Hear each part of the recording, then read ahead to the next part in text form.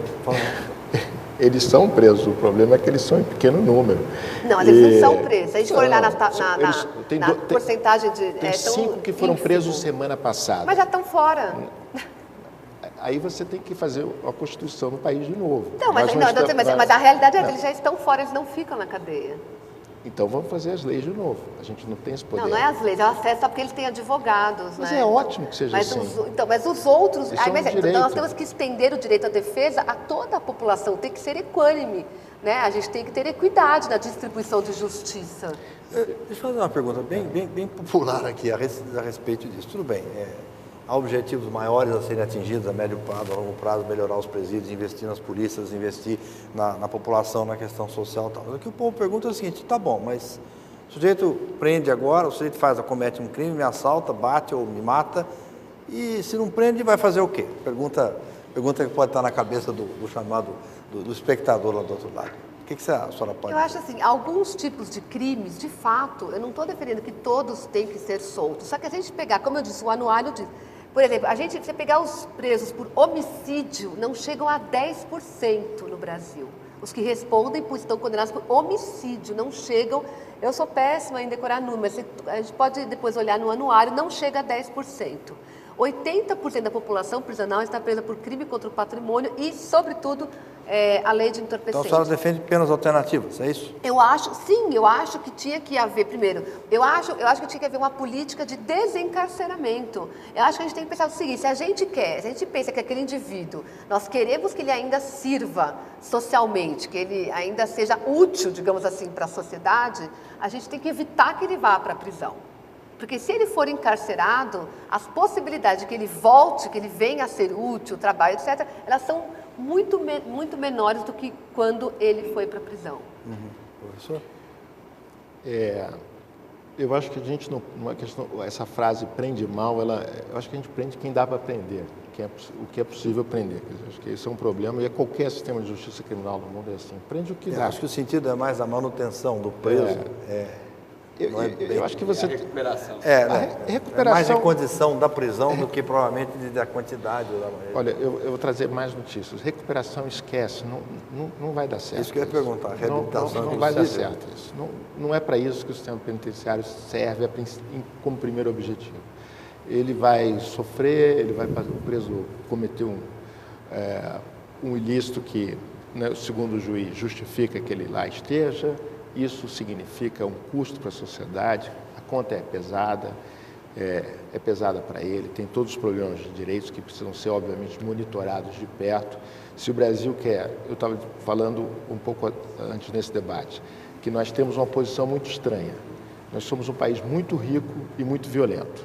Então, nós estamos hoje com taxas de homicídio de América Central e África, né? E temos PIB de liderança no mundo. Desigualdade mais próximo da África do que... Você ia falar rico, mas... Desigual. Não, desigualdade caindo brutalmente. E o crime crescendo. Uma das maiores do mundo. Caindo e o crime crescendo. Ao mesmo tempo que ela cai, o crime cresce. Nos estados em que ela mais caiu, então também nos estados em que o crime mais cresceu. Essa relação é muito difícil de ser estabelecida de forma direta. Quando você fala assim, o Brasil é rico, o Brasil é rico. O Brasil é um país, tem um dos maiores PIBs no mundo. Mas se você medir riqueza por equidade, né, que é um conceito mais adequado, você vai ver que não é. Então, essa riqueza, ela não se transforma em vida confortável para as pessoas. Ao contrário, a pobreza em si não produz também. também. Eu estou entendendo direito? Vocês estão associando pobreza à criminalidade? Não. Não é a pobreza, é a desigualdade. Então, está associando isso, a desigualdade. Eu sou classe média, ele é milionário, então você criminoso. Eu acho que a condição econômica é caminho para o crime? Você tem um país rico, justamente, você cria uma expectativa de uma vida melhor. E aí o que eu falo, não é só econômica, é a questão dos direitos também. Certo? Não é apenas a questão econômica e financeira, é a questão de direitos. Né? A questão de poder também ter um advogado que te tira da prisão e fala, não vai, esse cara foi preso com furto, ele não vai ficar na prisão, ele vai aguardar o julgamento em liberdade. Como estão aguardando esses corruptos que acabaram de sair da prisão, aqui acusados de corrupção e tantos outros crimes, aguardando em liberdade. Isso é equidade em termos de direitos. Então, eu acho que isso, claro que tem um corte socioeconômico, mas não é apenas a questão socioeconômica. Então, eu acho que quanto mais rico é o país e mais desigual ele é, você gera uma situação de violência que faz com que uns tenham que andar com o carro blindado na rua e outros tenham que se engafinhar ali para conseguir Quem comida. conseguir provar isso vai ganhar um prêmio Nobel de Economia. Mas o contrário também não se prova, né? Eu quero dizer uma coisa muito simples, eu estou fazendo uma conta muito simples. Olha só, ninguém no nosso clube de riqueza tem as características que nós temos. Ninguém, nenhum país. E nós temos no nosso clube de riqueza países desiguais. A Rússia é muito desigual também, tem se tornado muito desigual. Tá bom? Então nós temos países que estão lá em cima, que são desiguais. Estados Unidos também tem desigualdade crescente e na década de 90 teve desigualdade crescente, com reduções dramáticas no crime violento. Então essa relação entre desigualdade e crime no Brasil e olhando o mundo, ela não é muito fácil de ser estabelecida. Tem algumas evidências que sim, que tem ali uma relação, tem muitas evidências de que isso é muito, no mínimo, fraco, o efeito da desigualdade sobre o crime. Tá? Então, o que eu estou dizendo é o seguinte, nós estamos num nível de riqueza, de renda per capita, que não faz esperar o nível de violência que temos. É isso que eu estou dizendo. Quer dizer, a gente precisa resolver o gargalo, que é o gargalo próprio. Não é o gargalo da política social, da desigualdade, que esse tem que ser o caminho. Esse a democracia resolve. Ela produz mecanismos para distribuir melhor a riqueza, melhorar a qualidade das políticas sociais, fazer os direitos chegar aonde precisa chegar e tudo mais. Agora, a questão principal hoje é como fazer com que as políticas de segurança tenham resultado. E, mais uma vez, há exemplos no Brasil hoje de bons resultados? O Rio de Janeiro pacificou e adotou mecanismos de gestão. Pernambuco adotou uma política agressiva de gestão por resultados com Pacto pela Vida. Né? O Espírito Santo está resolvendo. São Paulo teve uma coisa diferente, mais sistêmica do que provavelmente de política de governo. E isso são Mas exemplos. não é o que a sociedade percebe, né? Ao contrário, as pesquisas mostram pela primeira vez desde agosto de 2011, existem mais pessoas achando que a segurança nos próximos meses vai piorar, pela primeira vez desde 2011, do que achando que vai melhorar. E talvez esse efeito dos black blocs seja algo que passe para essa sensação de impunidade, porque as pessoas são detidas e são depois liberadas. Então, se há avanços, e pelo que vocês estão falando, alguns avanços tiveram, você tem também uma sensação de insegurança crescente, e eu diria no nível recorde. A sensação de insegurança não necessariamente ela está atrelada às taxas, né, de crimes.